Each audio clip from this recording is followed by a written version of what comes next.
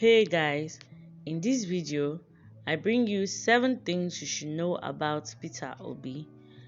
Peter Obi is a man of power, fame, patriotism, a man honored and respected by Nigerian youths who constitute the bulk voting public. I bring to you 7 things you should know about Peter Obi.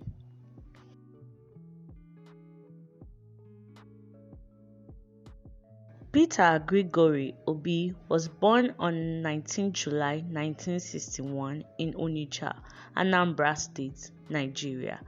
He hails from Amatutu village in Agulu community of Anaucha, local government area of Anambra State. He was raised in Onitsha with his parents, Mr. Josephat Obi and Mrs. Agnes Obi.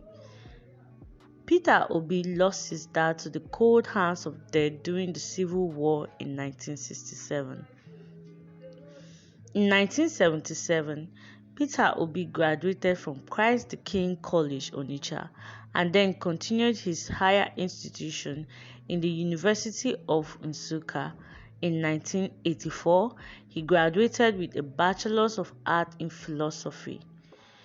He has also completed numerous certifications in prestigious international universities such as Oxford, Harvard, and Cambridge. Before going into politics, Peter Obi started off as a businessman. He then ventured into the banking sector, where he had a successful banking career, rising through the ranks to become the youngest chairman of Fidelity Bank plc.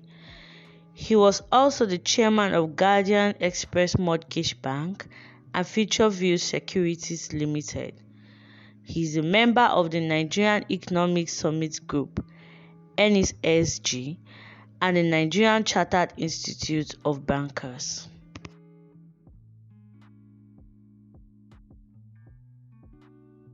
In 2003, former President Goodluck Jonathan hired Obi for his presidential economic team. Peter Obi contested in the Anambra State governorship election as a candidate for All Progressive Grand Alliance (APGA), but his opponent Chris Ngige under PDP (People's Democratic Party) was declared the winner by Independent Electoral Commission (INEC). After 3 years of court battles, the courts overturned the claimed victory of Chris Ngige.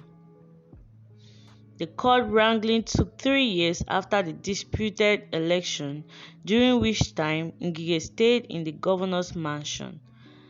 Peter Obi became governor on 17 March 2006. Just 6 months after he moved into the governor's mansion, Obi was impeached by the State House of Assembly. According to Obi, this was because he refused to inflate the state budget. He appealed and the impeachment was overturned, allowing him to continue from 9th February to 29th May 2007. Following the next election that year, Obi lost the governorship to his opponent Andy Uba. He took to the courts again, arguing that he had another 3 years to serve of his unfinished first term. The Supreme Court ruled in Obi's favor, and he served out the remaining 3 years of his governorship. He then went on to win the 2010 Anambra State elections, defeating Charles Soludo, former governor of Central Bank.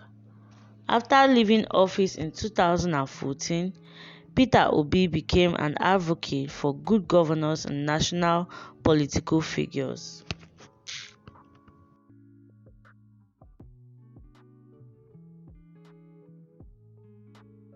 Peter Obi is said to be very straightforward and frugal. This can be seen in both public and private money. When he completed his term as governor, he left the Anambra Treasury with more cash than he found there.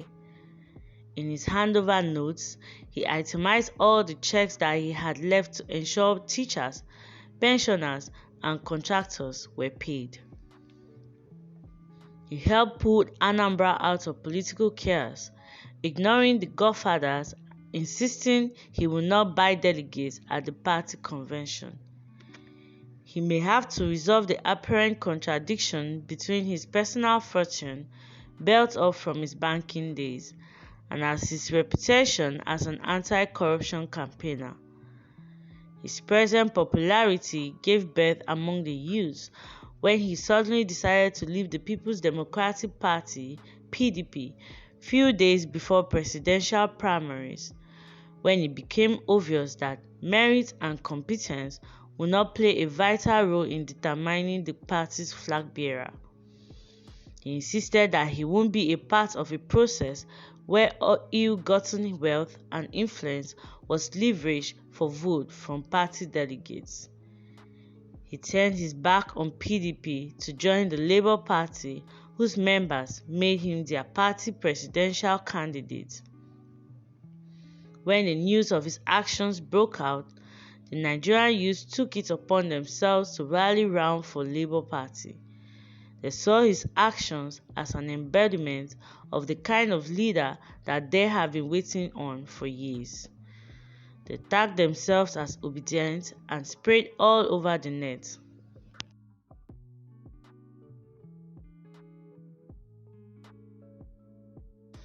Anambra State, under Obi's governorship, was rated by the Debt Management Office as the least indebted state. The Senate judged it the most financially stable state. Obi's administration won the Bill and Melinda Gates Foundation prize of $1 million for the best performing state on immunization in the Southeast. This money was used with churches to expand healthcare, building 10 maternal and child care centers, mostly in rural areas. Obi also won praise for investing in education, building more schools, and connecting more to the internet. Peter Obi was the vice chairman of Nigeria's Governors Forum from 2008 to 2014, as well as the chairman of the Southeast Governors Forum from 2006 to 2014. Barely a month before former President Goodluck Jonathan left office after losing the 2015 general election, he appointed Obi as the chairman of Nigeria's Securities and Exchange Commissions.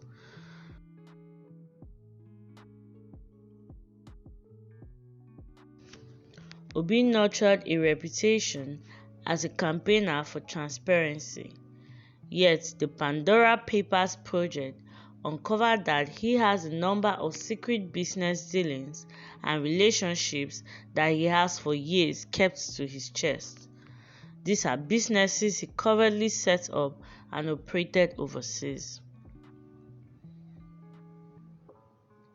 Not declaring these companies broke the law. Obi admits his fault but says he was unaware that he was legally bound to declare assets or companies that he owns with others. He was also accused by Pandora Papers of continuing to be a director of a private company when he was a public officer, and is failing to declare all his assets as well as those of his unmarried children under the age of 18. Obi denies all wrongdoings. He described the claims to be misleading and wrong, stating that he resigned from all companies before taking the office of the governor of Anambra State. Note that no criminal case has been filed against Peter Obi.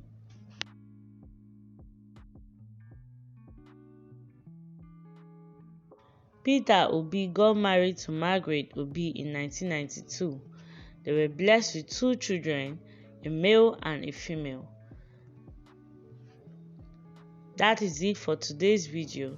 Don't forget to hit the subscribe button. Thanks for watching. See you in my next video.